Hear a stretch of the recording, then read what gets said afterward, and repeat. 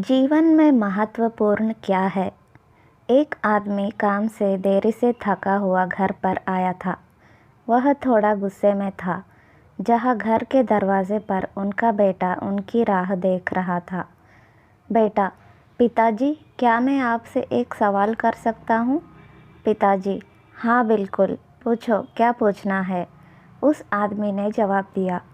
बेटा, पिताजी, 1 घंटे में आप कितने कमाते हो? पिताजी, बेटा, ये तुम्हारा व्यापार नहीं है, तो तुम ऐसे बातें क्यों पूछ रहे हो? उस आदमी ने गुस्से में कहा। बेटा, मैं ये सब जानना चाहता हूँ। कृपया मुझे बताइए कि आप 1 घंटे में कितना कमाते हैं। पिताजी, अगर तुम्हें जानना ही है तो सुनो, मैं 1 घंटे में 100 रुपये कमाता हूँ। बेटा, अच्छा, उस छोटे बच्चे से अपना सर नीचे करते हुए जवाब दिया। बेटा, पिताजी, क्या मैं 50 रुपये उधार ले सकता हूँ? उस समय वह पिता बहुत क्रोधित हो चुका था।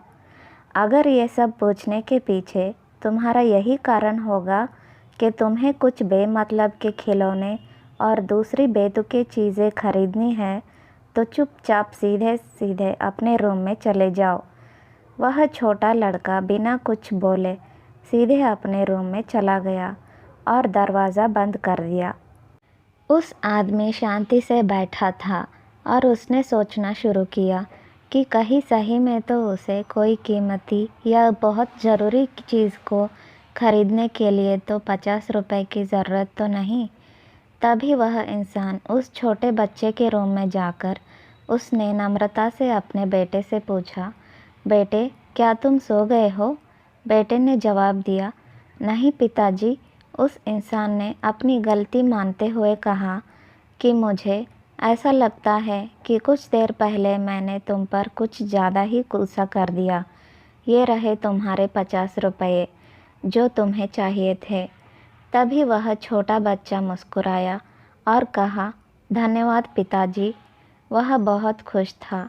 तभी वह अपने तकिए के पास गया और उसने कुछ टूटे फूटे पुराने बिल्स निकाले जिसमें पहले से ही उसके पैसे रखे हुए थे। बच्चे के पिता ने देखा कि उसके पास पहले से पैसे थे, इसीलिए उन्होंने फिर से गुस्सा किया। बच्चे ने धीरे धीरे अपने पैसे गिनना शुरू किया और अपने पिता की ओर देखने लगा। तभी पिता ने गुस्से में पूछा कि जब तुम्हारे पास पहले से ही कुछ पैसे हैं तो तुम्हें और पैसे क्यों चाहिए? इस पर बेटे ने जवाब दिया कि तब मेरे पास पर्याप्त पैसे नहीं थे, लेकिन अब मेरे पास पर्याप्त पैसे हैं। बेटे ने बड़े प्यार से कहा कि पिताजी, अभी मेरे पास 100 रुपये है। क्या मैं आपके समय में से 1 घंटा खरीद सकता हूँ? कृपया कल 1 घंटा जल्दी घर आना, मुझे आपके साथ खाना खाना है। ये सुनते ही पिताजी सुन्न पड़ गए थे। उन्होंने तुरंत अपने बेटे को गले लगाया और अपनी गलतियों के लिए उससे माफ़ी मांगी। अगर ये कहानी आपको पसंद आई हो तो ज़रूर लाइक, शेयर और सब्सक्राइब कीजिए।